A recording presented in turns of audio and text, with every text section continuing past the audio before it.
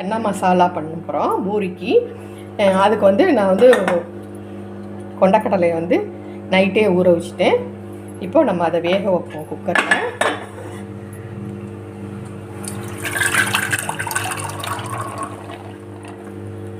இதை வந்து நம்ம ஒரு 4 விசில் நல்லா அது குழையிற அளவுக்கு நம்ம வேக வச்சுக்குவோம். நல்லா வெந்துருச்சு, நல்லா சாஃப்டாக வெந்துருச்சு. சன்னா மசாலாவுக்கு நம்ம வந்து கிரேவி நம்ம அரைச்சிக்கிடுவோம். இந்த ஹோட்டல்லாம் வந்து நல்ல கெட்டியாக இருக்கும் பாருங்கள். நம்ம வீட்டில் சில பேர் செய்வாங்க, அது வந்து தண்ணியாக இருக்கிற மாதிரி இருக்கும். நான் எப்படி கெட்டியாக அரைக்கிறேன்னு சொல்லி கொடுக்குறேன். இப்போ நம்ம ஒரு ஃபேன் வச்சுக்குவோம். நம்ம வந்து சன்னா மசாலா வந்து சில பேர் தண்ணியாக வைப்பாங்க, நம்ம வந்து ஹோட்டல் ஸ்டைல்லையே நம்ம கெட்டியாக வைக்கிற மாதிரிக்கு நம்ம வைப்போம். அதுக்கு வந்து ஆயில் போட்டுக்கிடுவோம். கொஞ்சம் ரொம்ப வேண்டாம், கொஞ்சமாக ஆயில் போட்டுக்குவோம். ஆயில் சூடாகட்டும். இந்த ஆயில் சூடானதில் கொஞ்சம் சோம்பு, கொஞ்சம் ஜீரகம், ஒரு கறி லீஃப் போட்டுக்குவோம். அந்த இது பிரிஞ்சி இலை, அது 2 பட்டை, ஏலக்காய், ஒரு 4 கிராம்பு.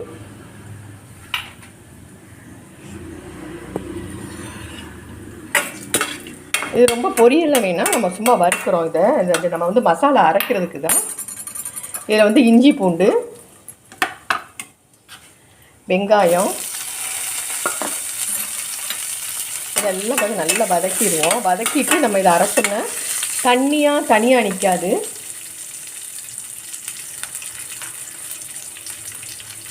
இது வேணுங்கிற அளவுக்கு தக்காளி,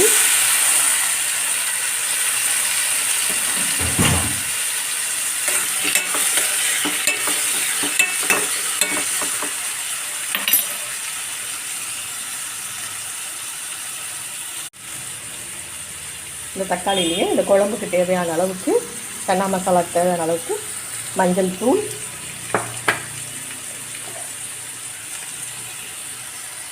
மிளகாய் தூள் 1 ஸ்பூன். இது உங்களுக்கு காரத்துக்கு தகுந்த மாதிரி போட்டுக்கோங்க. மல்லித்தூள் 2 ஸ்பூனு.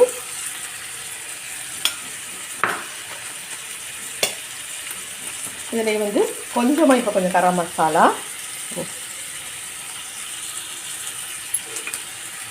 கொஞ்சமாக கரம் மசாலா,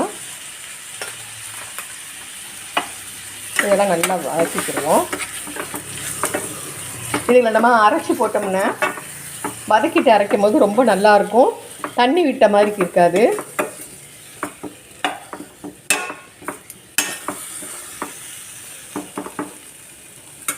இதில் இப்போ கொஞ்சம் தண்ணி ஊற்றிக்குவோம் நம்ம வேக வைக்கிறதுக்காக.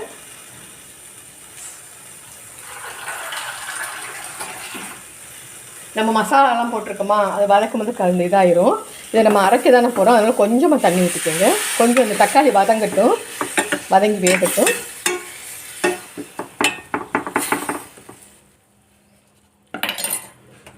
இப்போ அடுப்பு கூட்டி வச்சுக்கிடுவோம், மூடி வச்சுருவோம். கொஞ்சம் நேரம் நல்லா கொதித்து தக்காளி கொஞ்சம் மசிகிற மாதிரி வேகட்டும். இப்போ நம்ம திறந்து பார்ப்போம். நல்லா மசிஞ்சிருக்கு பாருங்கள்.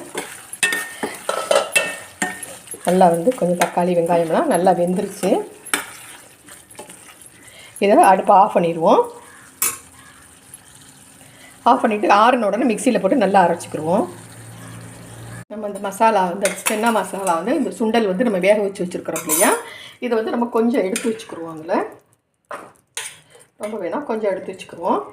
இதை வந்து நல்லா கரண்டியை வச்சோ இல்லை எப்படியோ ரொம்ப மசிய வேணாம், 1-2 இப்படி நம்ம சூடோடையே நம்ம இது பண்ணி விட்டோம்னா மிக்சியில் போட்டால் மாவு மாதிரி ஆயிரும். இப்படி வந்து நல்லா நம்ம கொஞ்சம் 2-3 நம்ம வந்து உடச்சி வச்சுக்கிடுவோம். இது பண்ணால் கரெக்டாக வந்துடும். நம்ம இந்த வறுத்தது நல்லா ஆறிடுச்சு. கொஞ்சம் ஆறின உடனே நம்ம மிக்சி ஜாரில் போட்டுருவோம். போட்டு இது நல்லா நெய்ஸாக அரைச்சிட்டு வந்துடுறேன். ஒரு ஃபேன் வச்சுக்குவோம். இதில் கொஞ்சம் ஆயில் போட்டுக்கிடுவோம். இப்போ நீங்கள் வந்து முடிஞ்சால் தேங்காய் எண்ணெய் போட்டுக்கோங்க.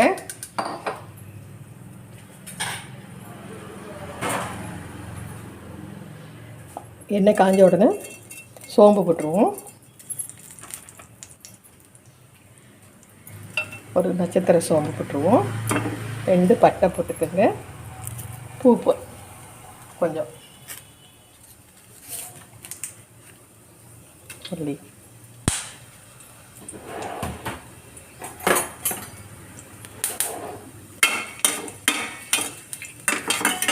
இது ரொம்ப வந்து கடையில் விற்கிற மாதிரி நம்மளுக்கு வந்து கடையில் ஹோட்டல்ஸில் கொடுப்பாங்களா அதே மாதிரிக்கு நம்ம பண்ணுவோம். இது வந்து ரொம்ப தண்ணிலாம் நீர்த்தெல்லாம் போகாது. இது சப்பாத்தி பூரி இதெல்லாம் ரொம்ப நல்லாயிருக்கும். நல்லா வெடிச்சிருச்சு பாருங்கள். வெடிச்சதில் நம்ம வந்து அரைச்சி வச்சுருந்தோம்ல மசாலா வறுத்துட்டு அரைச்சிருந்தோம் இல்லையா, அது அதில் டைரெக்டாக ஊற்றிட வேண்டியது.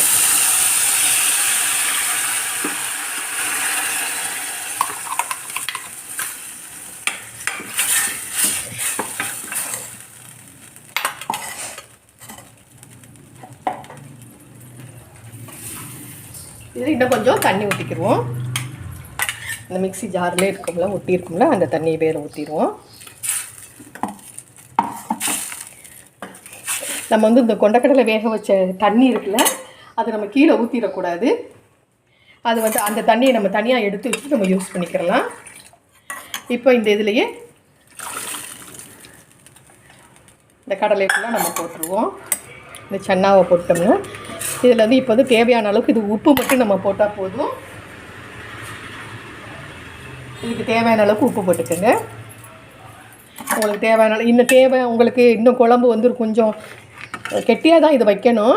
உங்களுக்கு அதிகமாக தேவை அப்படின்னு சொன்னால் இல்லை கொஞ்சம் நீங்கள் மல்லி போட்டுக்கலாம்.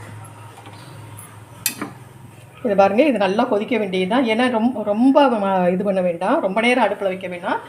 ஒரு கொதி வந்தாலே நம்மளுக்கு போதும். ஏன்னா எல்லாமே நம்ம வேக வச்சு தான் நம்ம அரைச்சிருக்கோம். நம்ம வந்து இந்த இதை வந்து நம்ம கொஞ்சம் மசிச்சு வச்சுருக்குறோம் பாருங்கள். அதையும் இதுலேயே நம்ம சேர்த்துடலாம். இப்போயே சேர்த்துடலாம். இது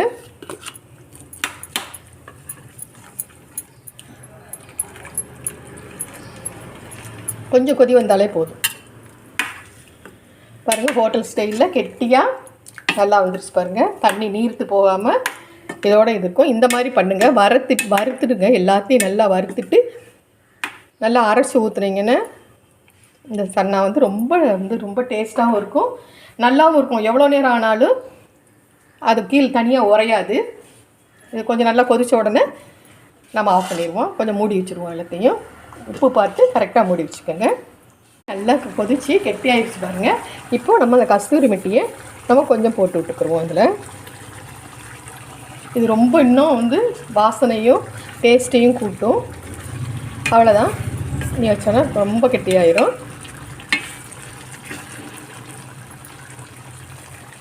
இதே மாதிரி நீங்களும் செய்யுங்க.